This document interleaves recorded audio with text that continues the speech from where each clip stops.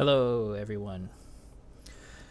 I finally went and did it. I figured out how to do counterpoint at the 10th, invertible counterpoint at the 10th, and it's taken me quite a while to learn, grasping it over time, little by little.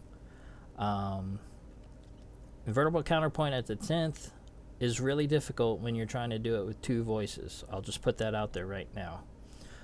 When I was drawing and trying to get into this, I figured out a strategy. Basically, you want to introduce the invertible counterpoint in the third subject and then compensate with the fourth voice. I know that sounds simple, but that's what got me over the hill, so to say. If you don't know what invertible counterpoint at the 10th is, these are intervals up here in the top left. And whenever you write a 10th in the music, you're also writing a unison. And whenever you write a 9th in the music, it'll invert to a second. And if you look over here, the 6 and the 5, when you invert the 6, you get a 5th. Now, the problem with invertible counterpoint at the 10th, and you've probably heard this before, is that it's difficult to compose because when you have parallel 6, it inverts to parallel 5ths. And that's what makes the concept difficult, so to say. So this is what I kind of drew out, and you can see here I put it all to where I could see it. Then I started a little exercise at the bottom, and then it just realized to me, I'm trying to do this with two voices. It's not going to make sense. So here is what I think invertible counterpoint looks like. I was trying to turn it into a symbol so that I can easily remember it, and the symbol actually comes out to be the symbol of Under Armour. So every time I see Under Armour, I'm going to think invertible counterpoint. It's just there. So if we go here, this is practice. I just did this 10 minutes ago. And I basically, if you see the top voice here, the top voice inverts to the bottom voice. So basically this top voice, this G, F sharp, E, D, C, is over here, E, D, C, B, A. Alright, so the top voice becomes the bottom voice. And if you check the intervals right here from this pedal E, you got a 10th here. And then from the same pedal E down here in the next 5 measures, you got a unison. Okay? So when you're composing invertible counterpoint at the 10th, you are actually composing two things at the same time. So whatever you do when you're composing this right here, you're also composing from measure 6 on. So if you're composing from measure 1 and 2, specifically for this exercise, you are also composing for measures 6 and 7, and so on. So if you're composing for 3, you're composing for measure 9, and so on. That's what helped me realize the concept, is that you're composing two different sections of the music at the same time. This is what it sounds like. It kind of sounds Christmassy in my opinion.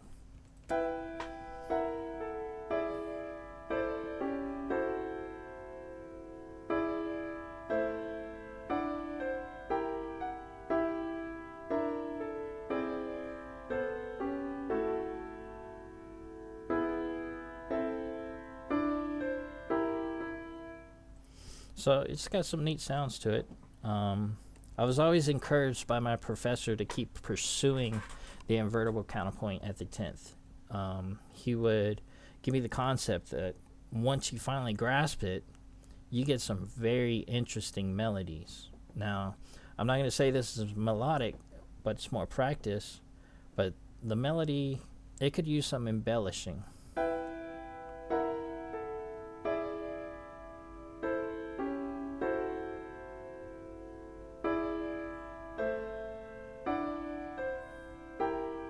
But it's a good harmonic progression. Alright, there's also this concept of triple counterpoint, and basically I took the surrounding voices, this bottom line specifically, and then I just put it on top along with the pedal, just above the pedal.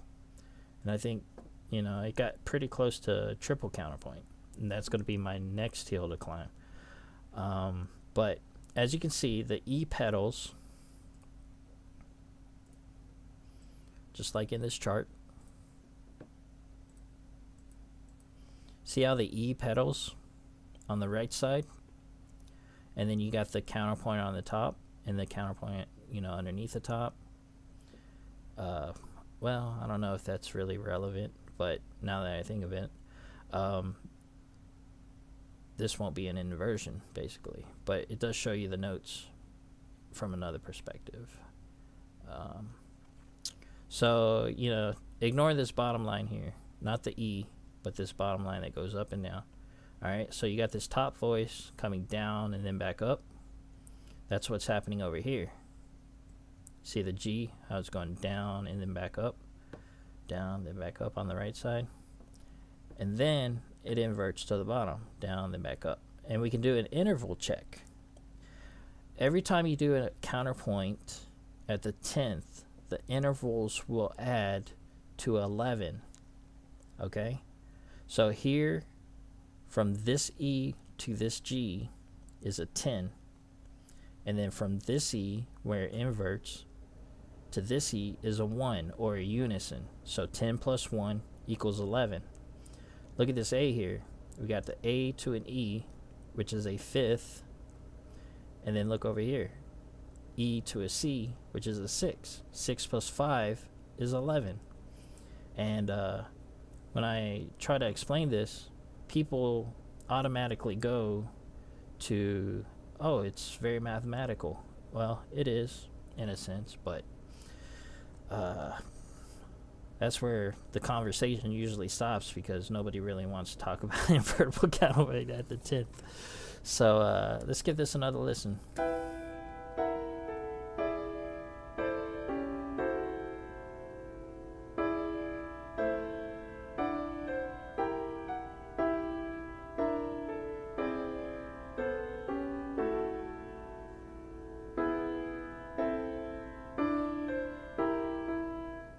So yeah, so what I want to show you is how to do that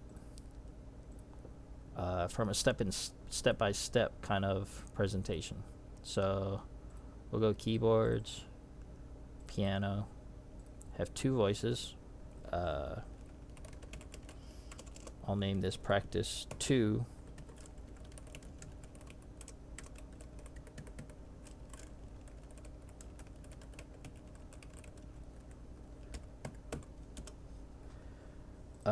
I don't use key signatures, so I just keep it like that. Number of measures, let's see, we got 6, 7, 8, 9, 10. So I'm gonna show you how to do this step by step. So basically, you want to find your pedal. We did one with the pedal E.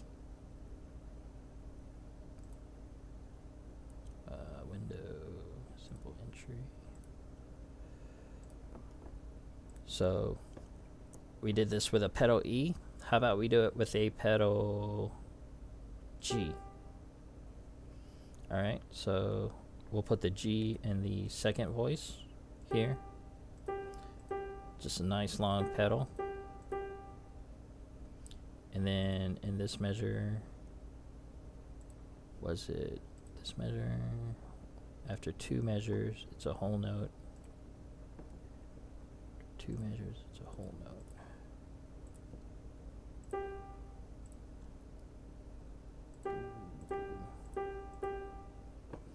And we can verify that by doing this. So you want the 10, the 9, 8, 7, 6,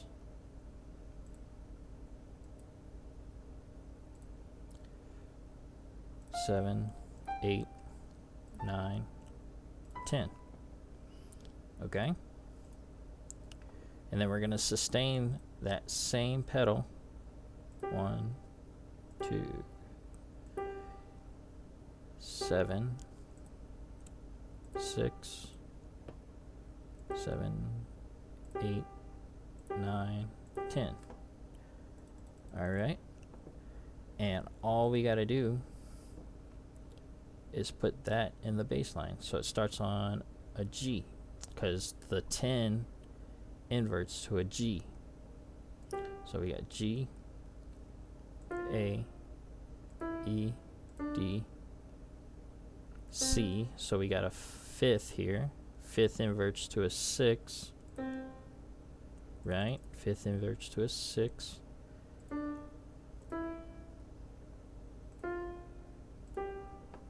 Alright.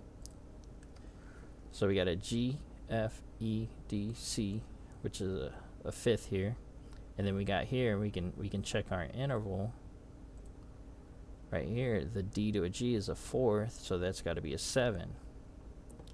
G to an F is a 7. So let's do another one. G to an A is a 9. So we got to have a second, which is the F to the G. Second. 9 plus 2 equals 11. With me so far? Alright, so when you're composing and you're trying to do invertible counterpoint at the 10th, don't make the same mistake that I do and try to compose it for 2 voices. Because invertible counterpoint at the 10th, you're relying on fifths, you're relying on octaves, stuff like that. And you'll get really frustrated because your melody won't have an identity, because you have open fifths. That, you know, it's hard to establish the key with what you're doing. You have to rely on thirds a lot, you know, and the thirds, and you know, they go back to the octave, and then, you know, you're relying on 6 to bring out the melody somewhat. And whenever you do that, you're getting fifths when it inverts, you know. And so what we want to do now is fill in these voices, so you can kind of fill them in with chord tones.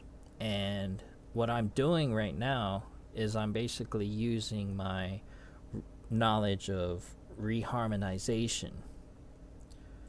Alright, so, you know, this first chord, a G to a B, that can be an E chord, that can be a G chord, you know, it could be an A9 chord.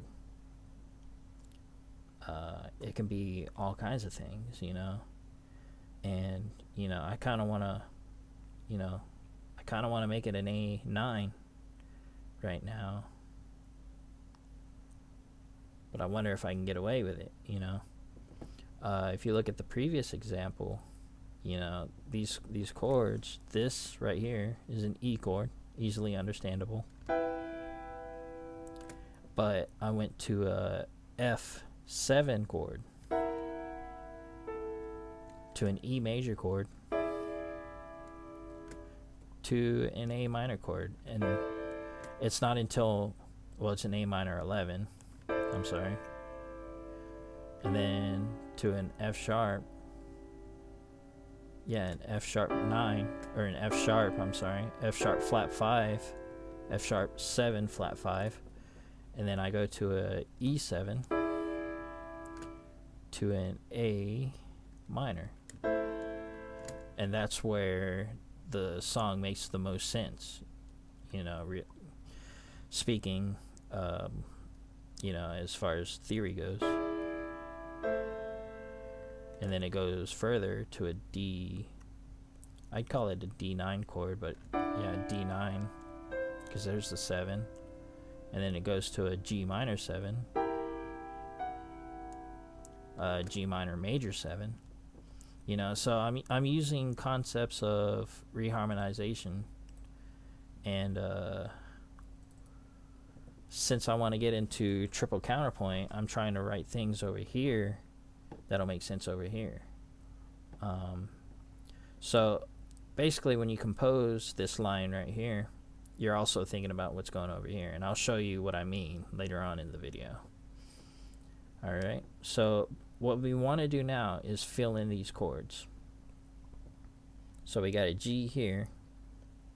We can make a B13 if we want to. But we'll keep it simple and we'll just go B. So we're going to have a D, and we're also going to have a B natural. Since the E practice was minor, we'll keep it major. So here we go to a G and an A. You know, I don't want to keep it a G chord. I want to have some sort of change in the chord. So I'm definitely going to make this an A7 chord.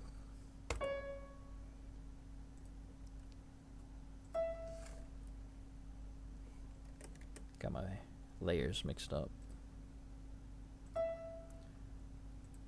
Yeah, that's one thing my professor told me. I was going from a 1 to a 6 chord, and there's not very much variation in the chord, and that stuck with me for a long time, wanting to have that change. It's bright and beautiful. Alright, so the next chord, we got a G and a G that can be open. So, you know, we got an A. You know, an A wants to go to a D, but I don't want to mess with a G. If it goes to a D, it would be a D minor chord because there's a G, but the G is doubled, you know, so that's something to think about. We do have a leading tone that is going to D. Actually, both these tones can march up as thirds to the D. So I'm kind of reconsidering, you know, a D minor chord.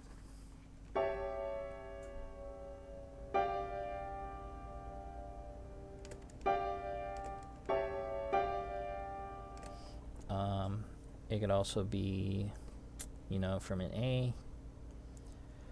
You know, an A wants to go to a D. I like it when everything's go to thirds. You can have a minor. We can go major to minor, but that's the difference of one note. It is effective sometimes, yeah. It is. Let's revisit those memories.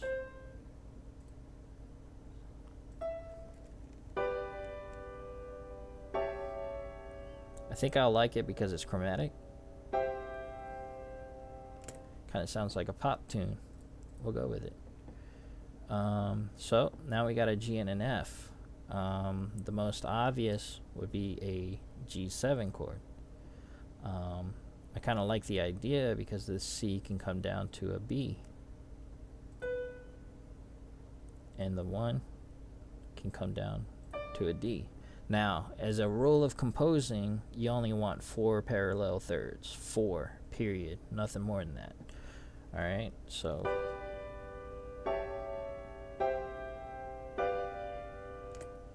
I actually want to go to A minor, G minor.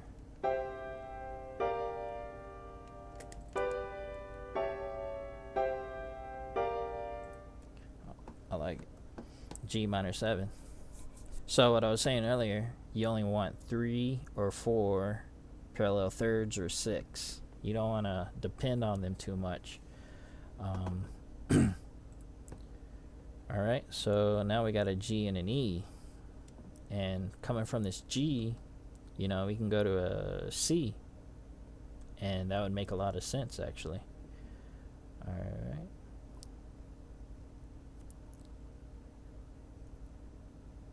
So we got a G, E. But I kind of want to go to, you know, if I go to a C, the G is going to be the bottom voice. And the D will go down to a C. C, E, C, E, C. So I'm going to do this.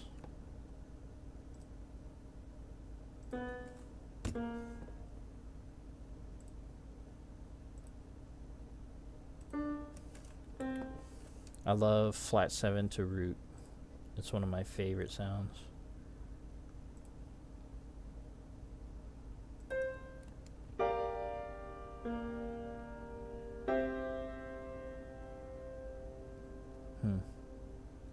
Kind of sounds weird coming out from all the 7 chords, and then all of a sudden we got a a regular triad.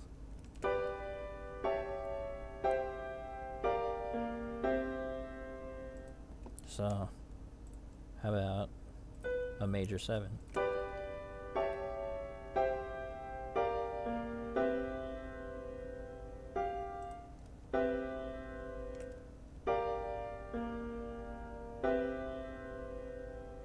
Sounds cool whenever you play it really slow.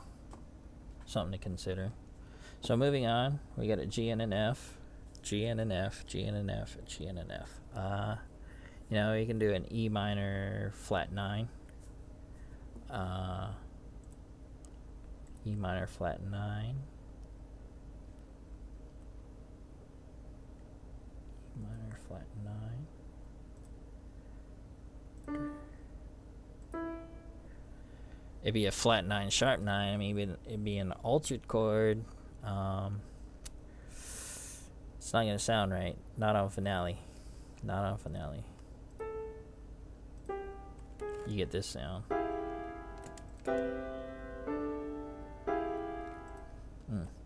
It's harsh.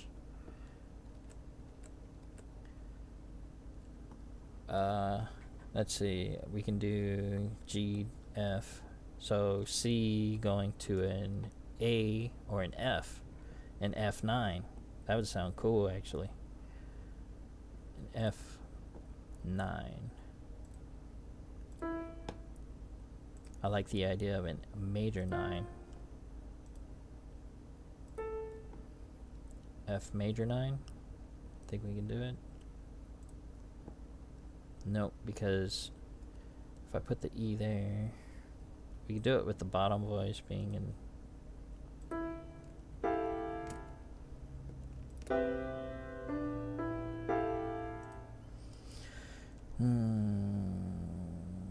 So we can put the F. The only problem with putting the E on the top of the staff is that you're going to have 2 outer voices. Well, they're not considered outer voices. Well, yeah. You would have the top note clashing. And that's like basic chord structure, you know. You don't want to have the 2 top notes clashing.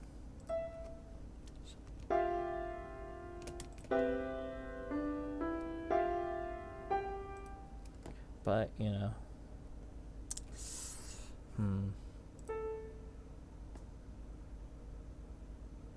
I really want it to be a 7 chord. That's why I'm stuck on it. Because that 7, the E, would sound good on the G. I mean, the only thing I can think of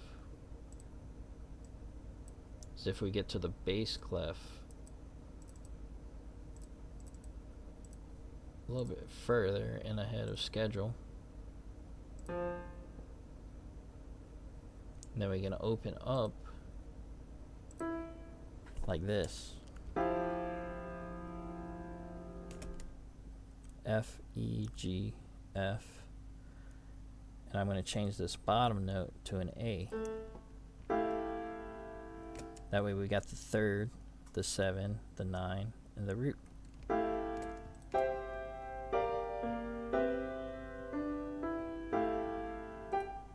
So we got the C.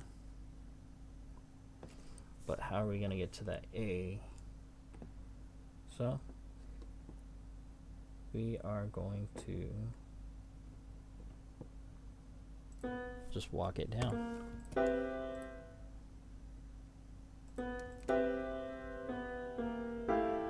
Nah, it sounds too flimsy. G, C, B.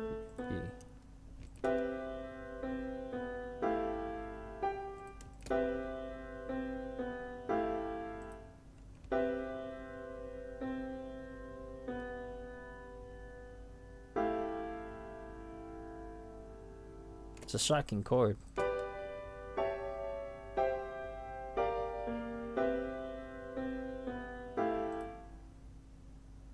think we can change this back to the B flat.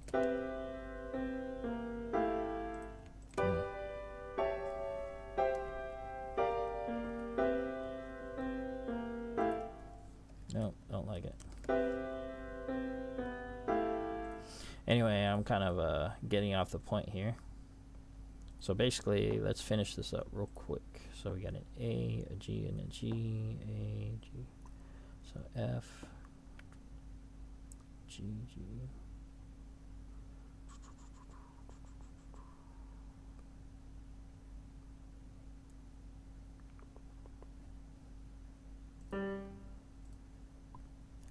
So here's an E.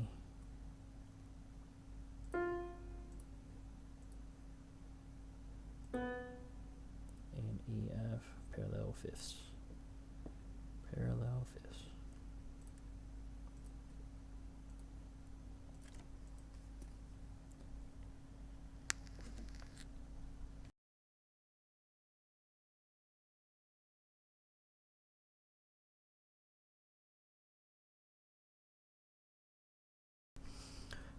We just got 2 measures to go. All right, so we got this A, E, G, F. So we're on the F. So we got a G. How about a D minor? We can fit that D minor in now. D minor.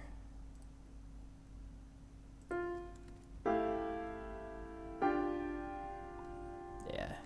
If you're ever going to use the 11, minor is the way to go. Minor is the way to go.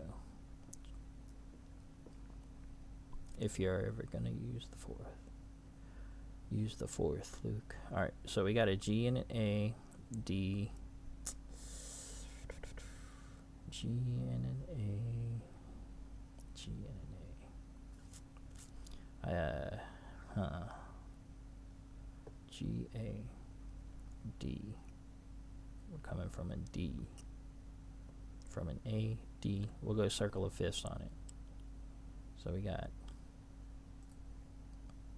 D to a C to a 1.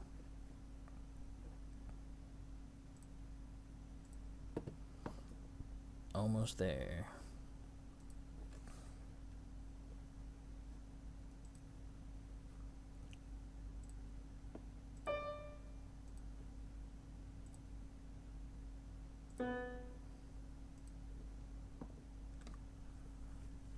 How about an E minor?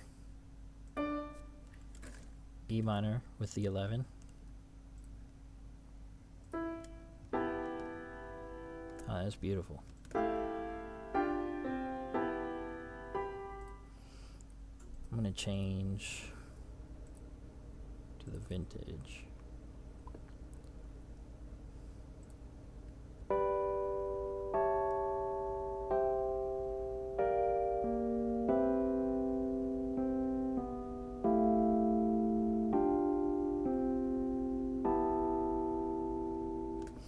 Alright, that sounds a lot better. Sounds a lot better. Alright, so we are in an E with the an E1/4 chord. Well, let's see what we can do about that. Only thing it's missing is the D. I'm gonna sneak a D in there.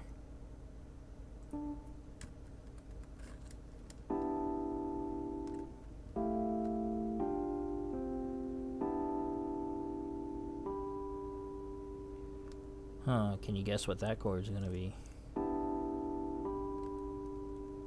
I mean, I hear a G, but I really, really, really like an F7 chord.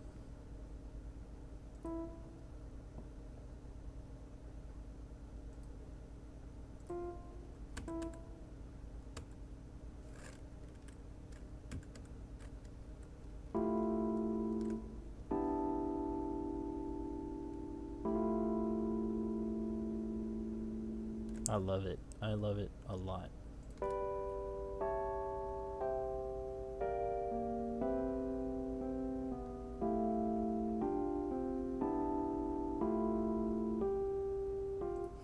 Alright, so basically we did all that. Now we just got to do some, I know I hate to say it, copy and paste. Then you just put it over here.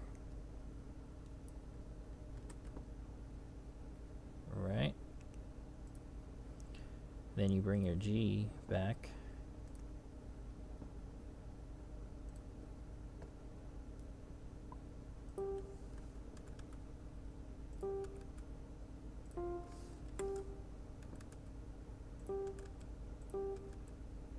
Just don't tell my professor that I copied and pasted.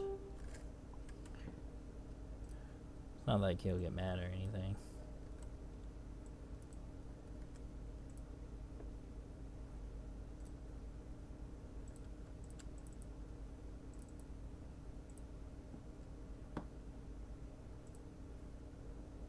So you may notice that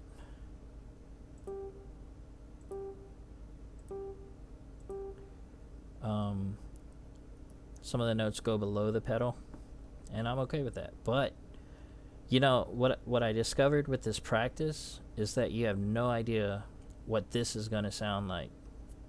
And when I did it the last time, I was kind of surprised.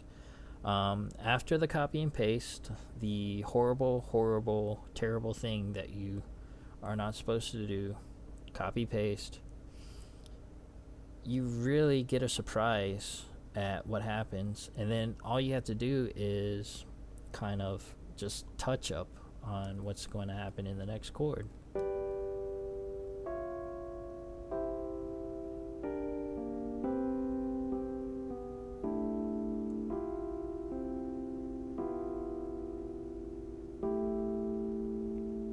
It's kind of like a question and answer, you know? It's like, all right, we asked the question in the first, 5 bars? And then this is the response.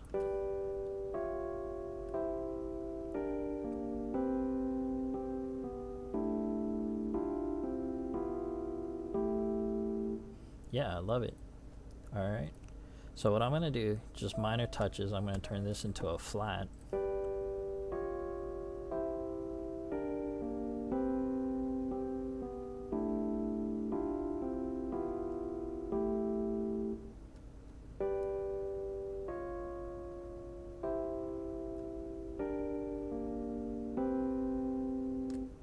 Carry that flat over so that we got a C minor.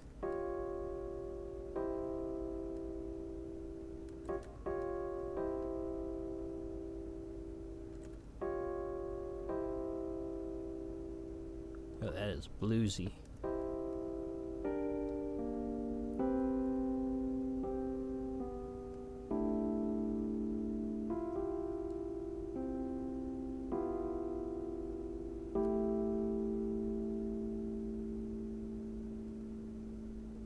So this is the whole thing again.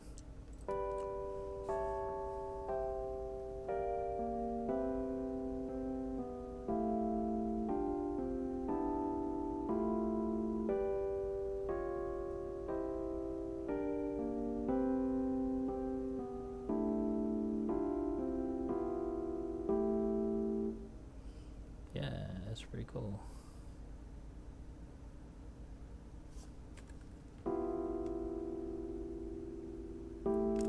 So we got a F Lydian chord, we got an F, E, G, got an E, it's an E chord, it's an E minor 9, E minor 9, flat 9, E minor flat 9, to a G, A, E, G, we need a 6 is what we need, I mean a third is what we need.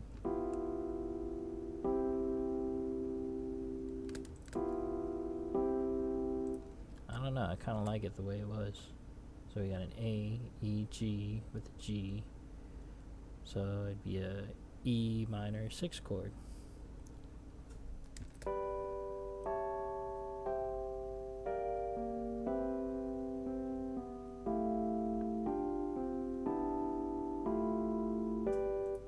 So we got a G major, just kind of inverted to that. So it's a G major, to a F minor, no, F7 sharp 5, add 9, no third, but we got a 7. You gotta have a third or a 7 at least. Then you got a E, G, C. It's a, should be an E7 flat 9. We can change that to a B flat.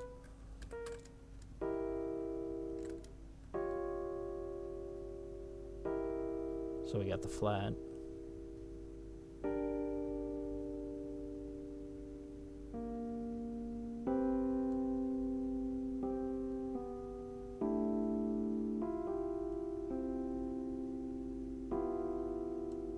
I love this cluster chord. It is a D minor, add 9, add 11. It's all together.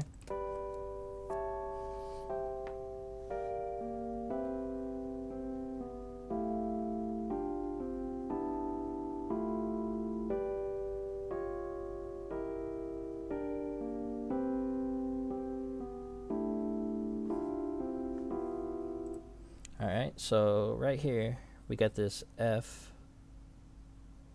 right here. So the F, I'm gonna change it because it sounds, you know, it's the first chord at the beginning of the song. So let's change that so that we have a D or a B flat minor. No, B flat major minor.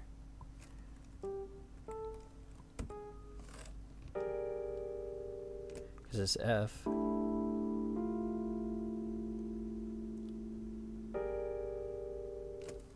maybe it wants to be major.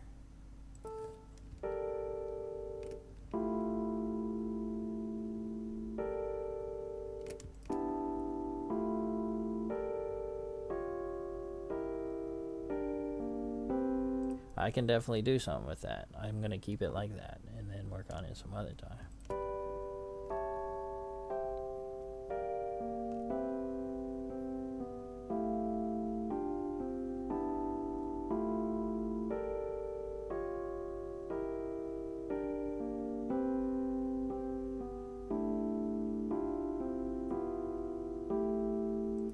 Now, you might be looking at this and you're saying, well, this isn't really classical music. It's a classical concept infused with reharmonization and, you know, just some kind of like spin on it, you know? So, you know, you might be asking this right now. I don't know. You may have already asked it.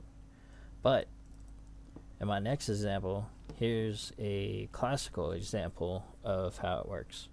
So the invertible counterpoint at the 10th starts here at the top voice. Alright, so we got the top voice going on right here. And then the inversion begins in the second voice. Alright, so the theme is right here in the bottom voice in measure 9. The theme starts on a D, and then it continues on for 4 measures. And then the same subject is in the first voice. Alright, so the first voice is playing what the bottom voice was in another key. And then you can see the inversion begins here in the second voice. And I'll let you listen to this.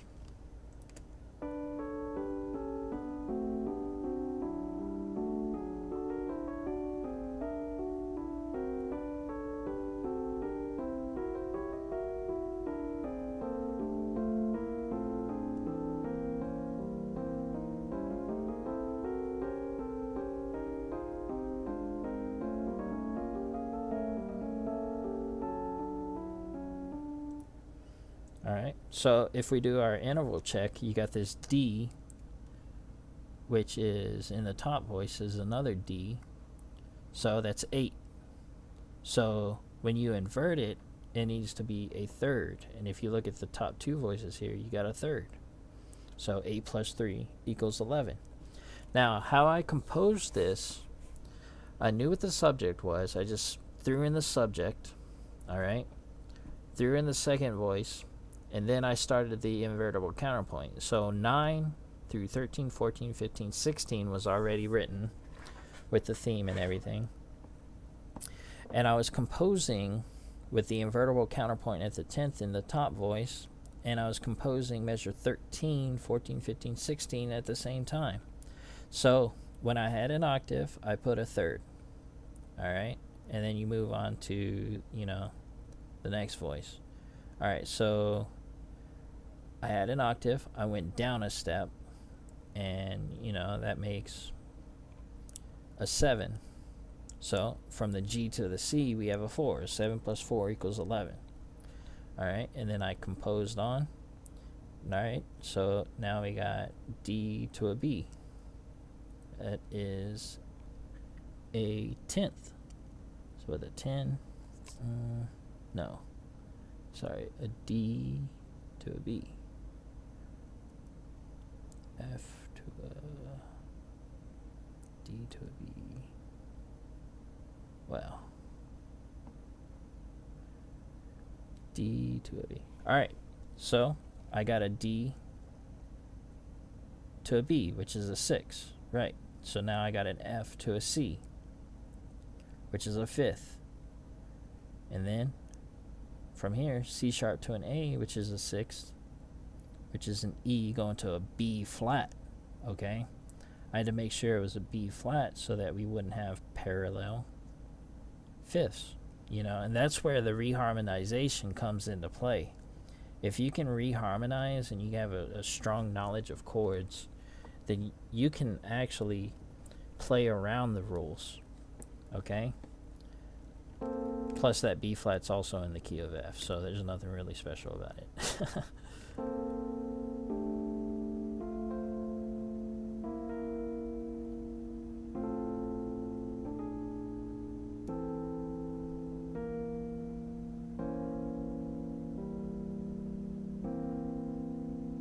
So I was really proud of being able to get the C7 to work.